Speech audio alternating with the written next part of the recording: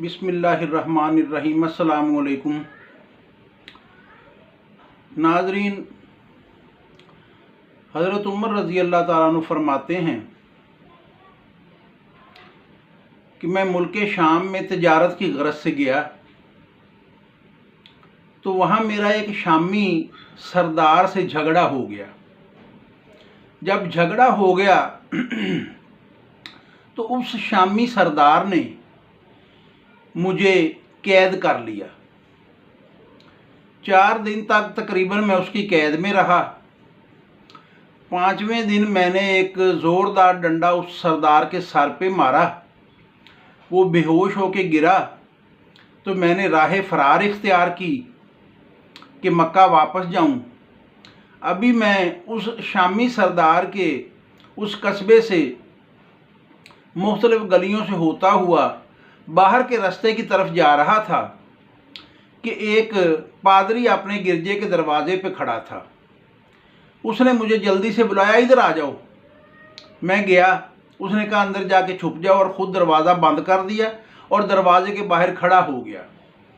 कुछ देर में पीछे से उस सरदार के हामी आए जो मुझे ढूंढ रहे थे। उन्होंने पादरी से पूछा, आपने कोई इधर से अरब का बद्दू तो नहीं देखा जाता हुआ?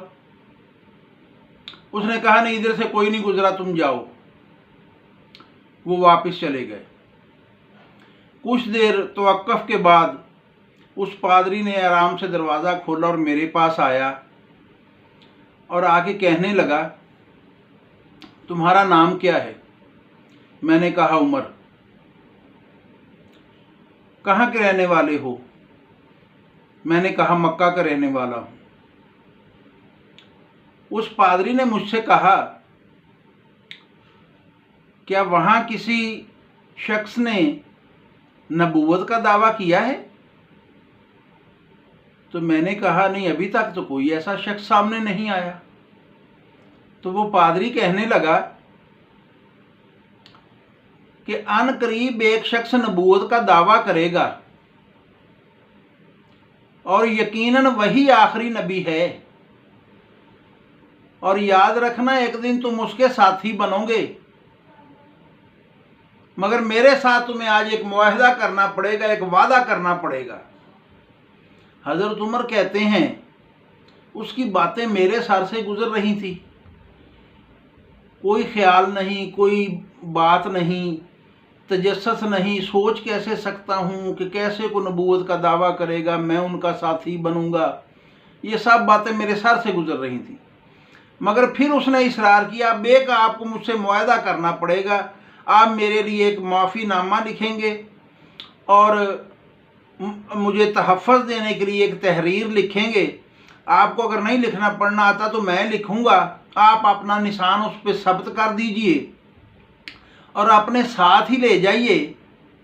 जब आपके किसी लश्कर का फतह शाम का इरादा बने तो आप उस लश्कर के सिपा सलार को ये वाली तहरीर देकर भेजेंगे कि वो आपका सिपा सलार मुझे और मेरे गिरजे को नुकसान नहीं पहुंचाएगा।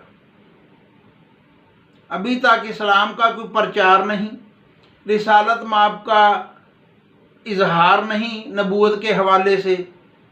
हज़रत उमर अभी इस्लाम कबूल नहीं कर रहे, नहीं किया हुआ, क्योंकि ना नबी वो अभी मबूस हुए हैं, उन्होंने ऐलान नबूवत किया है, और फिर आप तो बाद में साथी बने। मगर वो सारी बातें वो आदमी जानता है। ये वो निशानियां हैं जो तौरात, ज़बूर और दूसरी आसमानी किताबों में रिसालत माब सल्लल्लाहु अलैहि वसल्लम के हवाले से हैं, और वो सो परफेक्ट बातें कर रहा है कि ऐसा भी होगा।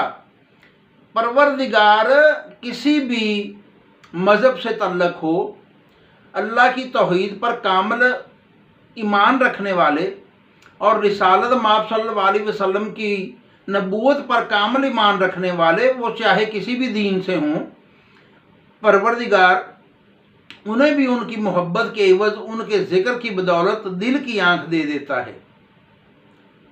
तो फिर वो हज़रत उमर रज़ी अल्लाह ताला अन्हु कहते हैं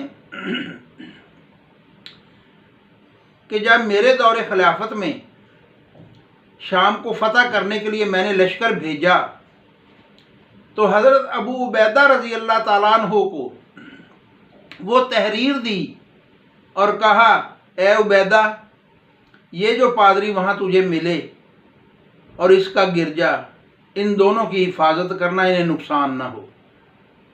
देख लीजिए, ये अज़ली तिजारत थी आलम बाला की, जो एक दिन आलम ज़ेरी में साबित होकर रही और हज़रत उमर रज़ी अल्लाह ताला अन्हु का नाम अक़दस रिसालत माब सल्लल्लाहु अलैहि वसल्लम के नामे लाफानी के साथ हमेशा के लिए जुड़ गया।